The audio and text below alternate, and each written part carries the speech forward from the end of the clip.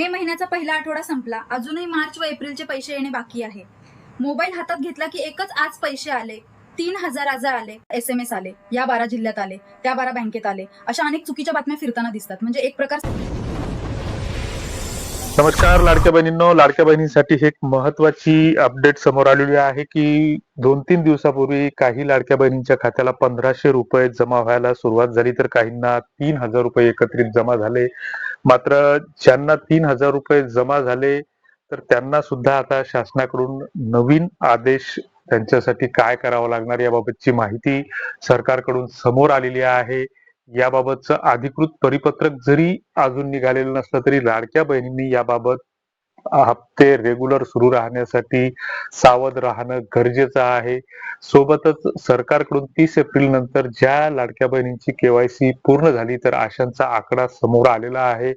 जवळपास 1,77,00,000 महिला भगिनी ह्या कायमस्वरूपी लाडक्या बहिणीच्या योजनेसाठी पात्र ठरलेल्या आहेत.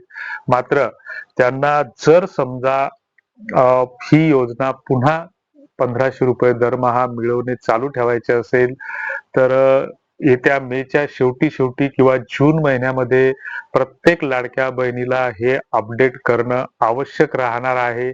की जसं 18 सप्टेंबरला सरकारकडून ई केवायसी प्रक्रिया राबवण्यात आली होती, त्याची सुरुवात करण्यात आली होती, त्याची नंतर मग 31 डिसेंबर पर्यंत त्याची मुदतवाढ देण्यात आली, 31 मार्च पर्यंत मुदतवाढ देण्यात आली. त्याच्यानंतर सर्व्हर इश्यू किंवा तांत्रिक अडचणीमुळे पुन्हा ही 30 एप्रिल पर्यंत अंतिम मुदतवाढ देण्यात आली.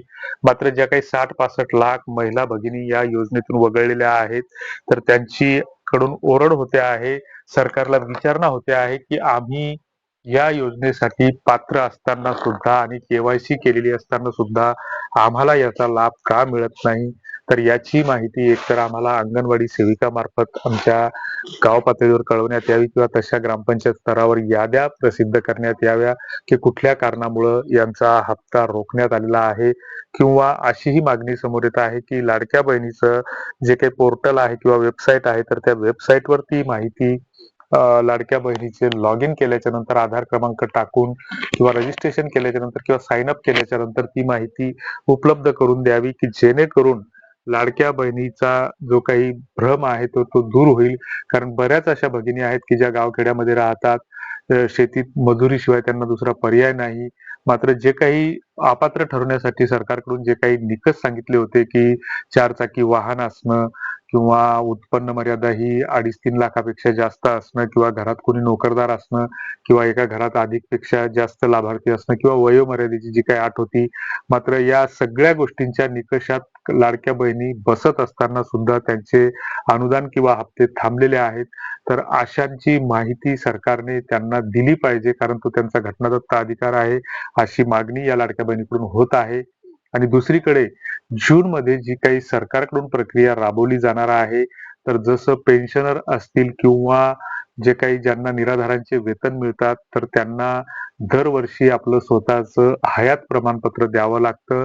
तर किंवा बऱ्याच जणांना पेन्शनरला जीवन प्रमाणपत्र द्यावं लागतं.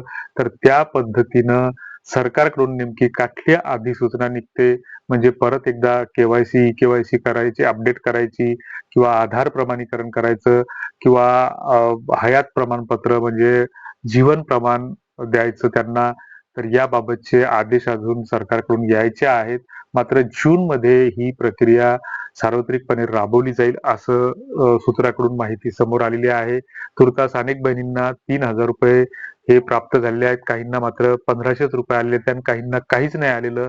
कारण पात्र 1,80,00,000 महिला भगिनींपैकी निम्म्या बहिणीच्या खात्याला अद्यापर्यंत हे पैसे आलेले नाहीत किंवा डीबीटी अंतर्गत दुसऱ्या खात्याला ते सुद्धा वळते होऊ शकतात.